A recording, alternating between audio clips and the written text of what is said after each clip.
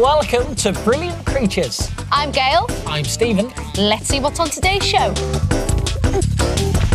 Could a puppy be the perfect pet for you? Find out in just a few moments. The studio's full of them. Can this snake really eat an egg 8 times the size of its own head? We put it to the test. Stephen nearly gets his fingers sucked off by a baby rhino when we visit a wildlife rescue centre in South Africa. And meet a man who had a close encounter with one of these, proving that wild big cats do live in our towns and cities. All that and more in today's Brilliant Creatures. Throughout this series of Brilliant Creatures, we're taking a look at animals that we keep as pets. Now, if you're thinking about getting a pet and you've researched the options, you may have considered getting the second most popular animal after a cat, a dog, of course, and in this case, a lovely puppy. Now, there are loads of different breeds to choose from, so before you rush out and get one, or indeed if you've already got a puppy, here's a few things we thought you might want to know. Don't get a dog that's unsuitable. Different breeds of dog have different behaviours and qualities. Terriers have lots of energy and never seem to get tired. Labradors make great family pets, but they do tend to get fat, so you'll have to be very careful about their diet and make sure you exercise them enough. Some giant dogs can develop heart problems, so don't live as long as smaller breeds. Mixed breeds tend to be healthy and good-tempered, and of course everyone is unique. Do think about the amount of time you need to spend training your puppy, not just to sit and stay. A nice dog has good manners. You must train your puppy not to jump up. It might be cute when they're tiny, but when they're huge and muddy like this one, it's no fun for anyone. If a puppy jumps up, just hold out your hand and firmly say no. If he continues to jump, just stop playing with him. Just walk away. Now, you must also train your puppy not to chew, like this one's chewing me. And to do this, a top tip is to get a rag, soak it in water, freeze it, and then let your puppy chew on it. The cold will stop the hurt, because puppies get teething problems, just like human babies. Don't underestimate the poo. Over a dog's lifetime, you're going to have to pick up more than 10,000 of them. But how are you going to pick them up? Well, you could invest in a poo collecting device, or a plastic bag and trowel will do. Just make sure you wash your hands after. Do think about the amount of time you need to spend looking after your dog. Now, dogs need to have their teeth cleaned, so you'll have to get him special doggy toothpaste and his own toothbrush. Dogs get lots of parasites. Keep an eye out for ticks like these. Also, flea poo at the base of their tails. And beware of these disgusting things, worms. Yet this is probably the most important part of looking after your puppy, making sure he's wormed regularly. Now, if you see him shuffling along on his bum, it's a sure sign he's got them. And never let your puppy lick your face. Why? Because puppies love to lick each other's bums. Now, if you think a puppy is the perfect pet for you, then here's a top tip for when you get it home. Give it a nice warm place to sleep in like this. And this is brilliant. If you get an old jumper or T-shirt that smells of you, open it up and inside you want to pop a hot water bottle and also an alarm clock. Now, the warmth will remind the puppy of its mother, and the tick-tocking from the clock will remind him of his mother's heartbeat, and your puppy should sleep soundly. Well, for more information and expert advice, why don't you check out the Brilliant Creatures website? We'll be giving you the address at the end of the show, and you'll find loads of links to some great web pages there with more information on keeping a puppy.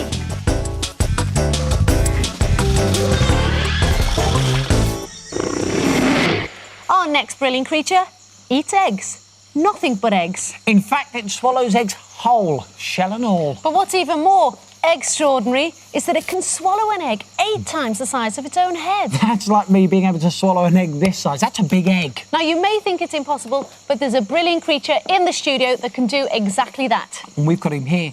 This is the African egg-eating snake. And this is a dove's egg, and this contains all the goodness required by the egg-eating snake to live.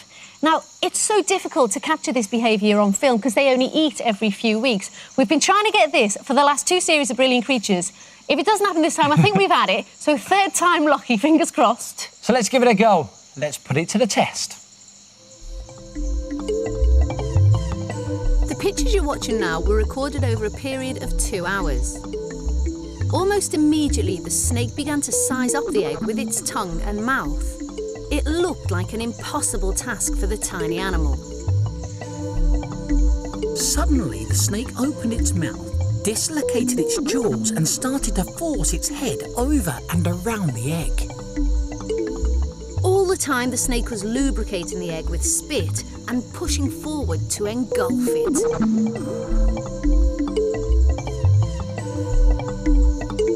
The snake's head was so small and the egg was so big, its skin stretched and stretched until each blood vessel was visible.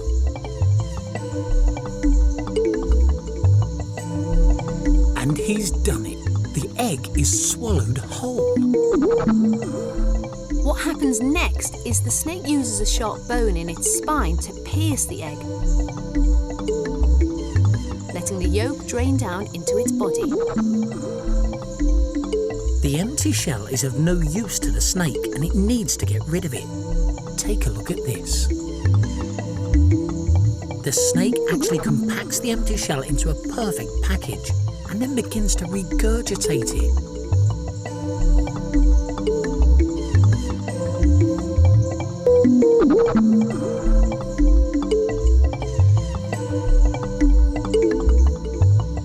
Well, it did take 2 years, but we think it was worth waiting for.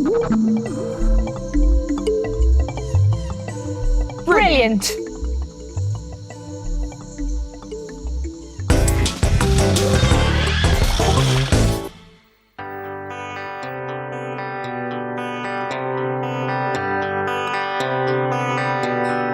We're here in beautiful South Africa, where the animals are often big Dangerous. and very, very wild. And the people that work with them are pretty special because they put their lives on the lines every day to save the animals. Karen Harvey is one of those people.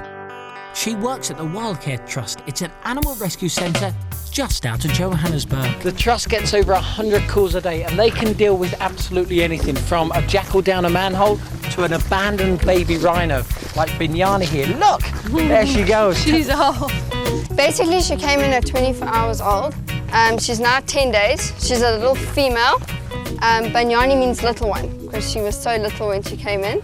She was in quite a bad state because her mother had mastitis, so I wasn't feeding her and sort of rejected her. But she's coming right now. We did we've obviously treated her and she's back on her feet. She's really full of life. She's full of life now. What time do you start work in the morning? Well, we're feeding 24 hours a day. So I can't really say when I start and when I stop. He gets 2 of these big He gets 2 of these, yeah.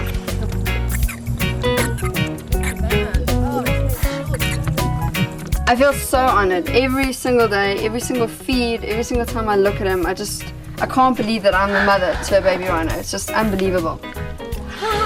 Is it really strong? Is it? The Trust doesn't turn away any animal, not even the dangerous ones like leopard cubs.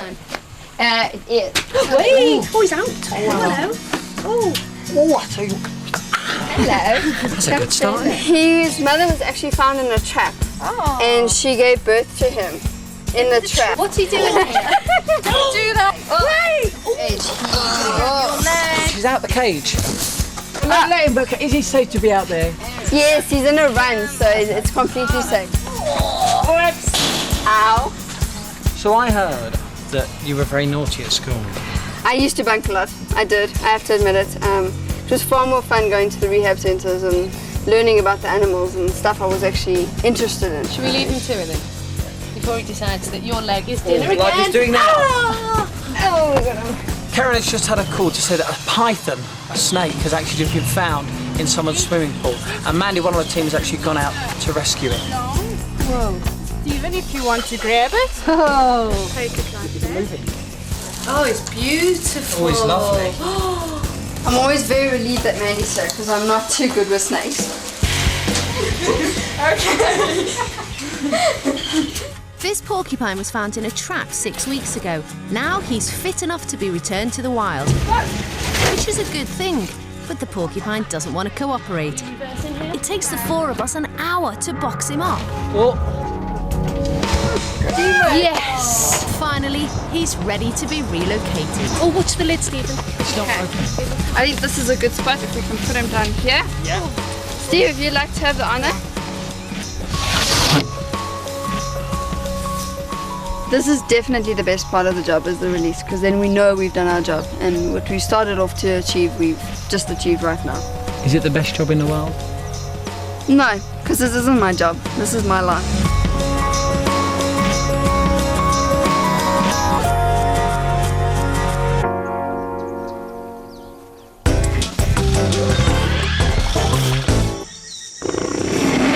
This is Mick Cole, and in January last year he had a terrifying close encounter with a brilliant creature at the bottom of his own back garden.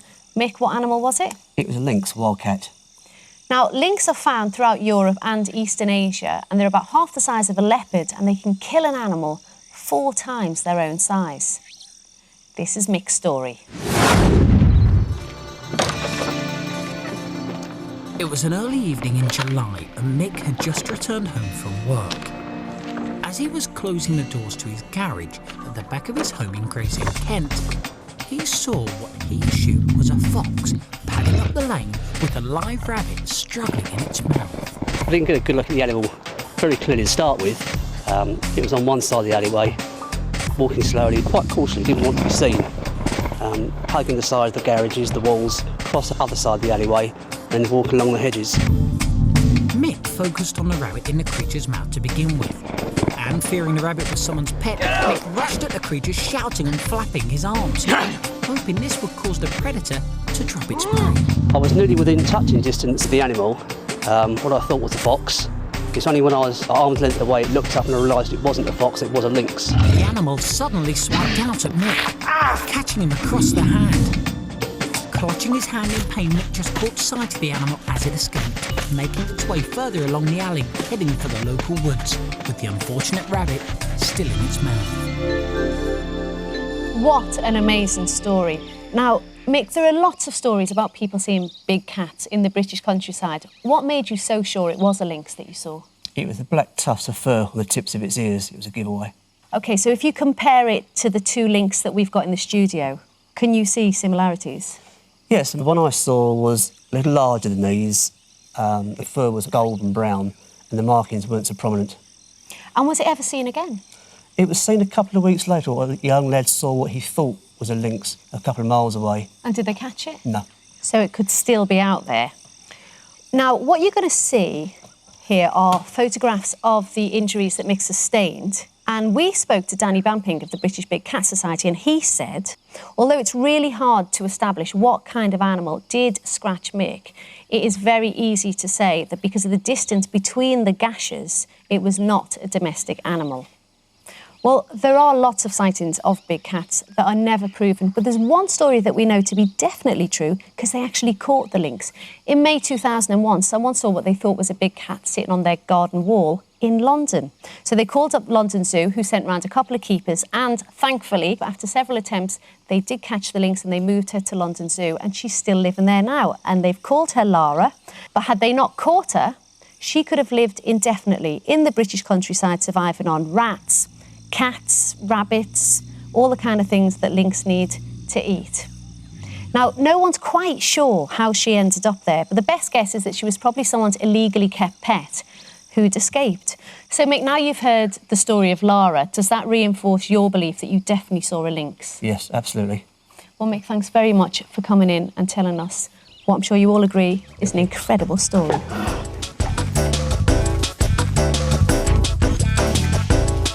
Well, that's it for today's show. Now, if you want any information on anything that you've seen, Steady, why don't you check out the website? The address is on the screen now. And we'll see you next time for some more of the world's most brilliant creatures. See ya. Goodbye. Bye.